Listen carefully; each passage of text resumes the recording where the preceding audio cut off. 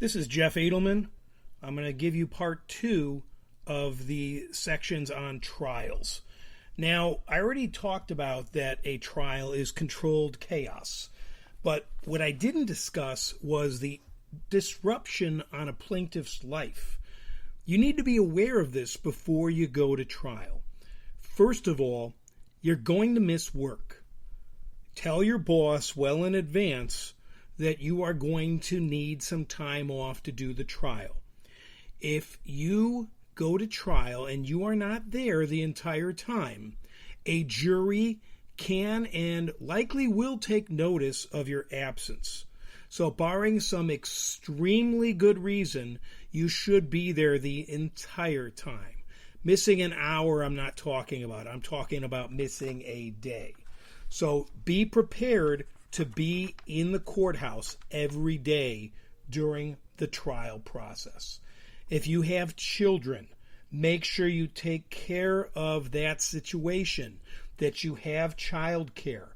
Children do not belong in the courtroom. The only reason they would be there is if they might be testifying on your behalf, and even if that's the case, it should be brief. You do not want small children in the courtroom. You want to make sure that you have made arrangements. Another reason is the rule of sequestration, which we will talk about later, which means that you can't have somebody in the courtroom who is planning on testifying listening to everybody else's testimony. But we'll go into that in more detail. Now, something that doesn't always come up, and not to sound shallow, but your appearance does matter. Your clothing should be comfortable, but not revealing. Your shoes should not be extravagant. You should be wearing sneakers if possible. High heels, when you're claiming you have a low back injury, sends a bad message to the jury, along with anything else you might be wearing that is showy. You don't want to wear expensive jewelry. Leave it at home.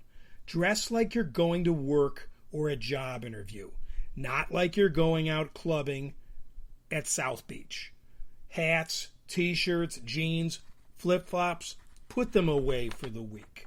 You're trying to make a good impression on these 6 strangers that don't know you, and you better put your best foot forward.